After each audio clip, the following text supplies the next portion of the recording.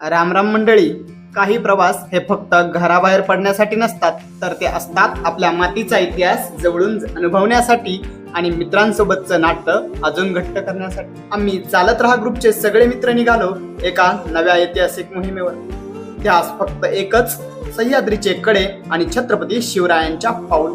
बाईकचा किक मारला, उदयवाडीच्या कमानीपाशी राजांना मुजरा केला आणि आमची पावलं निघाली किल्ले राजमाचीकडे.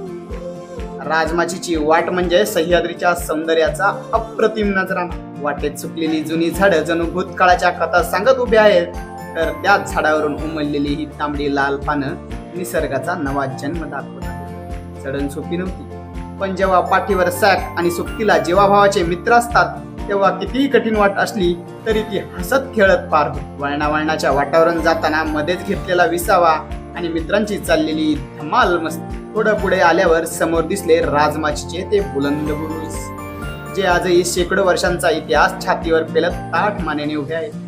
दुरून डोंगराच्या कडेने जाणारी ती बारीक रेल्वेची वाट आणि सभोवताली पसरलेली अथांग दरी, हे दृश्य पाहून माणसाला स्वतःच्या अस्तित्वाची जाणीव. सह्याद्रीच्या या अथांग पसाऱ्यासमोर आम्ही स्वतःला लहान समजत होतो, पण त्याच वेळी गडावर असण्याचा एक वेगळाच गर्व मनात रेंगाळत होता. सह्याद्री ट्रेक करायचा आणि तिथला अस्सल रानमेवा खायचा नाही असं कधी होईल का? जंगलाच्या वाटेने जाताना आमच्या एका दोस्ताने झाडीच शोधून काढली ही काळीभोर रानटी फळ. हा निसर्गाचा चवदार ठेवा शहरातल्या महागड्या फळांपेक्षा कधीही भारीच.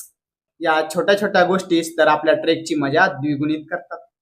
गडाच्या कुशीत वसलेलं हे प्राचीन पाषाणाचं मंदिर, येथील कोरीव खांब आणि शांतता मनाला एका वेगळ्याच विश्वात घेऊन जाते. याच खांबांच्या साक्षीने नंदीच्या समोर जेव्हा डोळे मिटून ध्यान लावलं तेव्हा जणू काही काळासाठी जग थांबल्यासारखं वाटलं.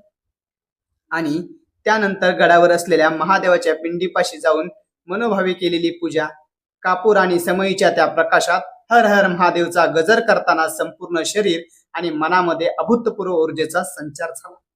शिवरायांचे मावळेही कोणत्याही मोहिमेवर जाण्यापूर्वी या महादेवाला असंच साकडं घालत असतील याची प्रकर्षाने जाणीव झाली. आणि शेवटी आमचा राजांचा हा स्वाभिमान शौर्याचा भगवा ध्वज जेव्हा डौलाने फडकला तेव्हा वूर अभिमानाने भरून आला. जय भवानी जय शिवाजीच्या जयघोषाने अख्खी दरे दणाणून गेली. इतिहासाची ही सफर, महादेवाचा आशीर्वाद आणि चालत राहा ग्रुपची ही अविस्मरणीय सोबत आमच्या मनात कायमची कोरली गेली. मंडळी, जर तुम्हाला आमच्या या राजमाची ट्रेकचा व्हिडिओ आवडला असेल तर व्हिडिओला नक्की लाईक करा, तुमच्या गडप्रेमी मित्रांसोबत शेअर करा आणि तुमच्या भावाच्या अविस्मरणीय इतिहास या चॅनलला सबस्क्राईब करायला विसरू नका.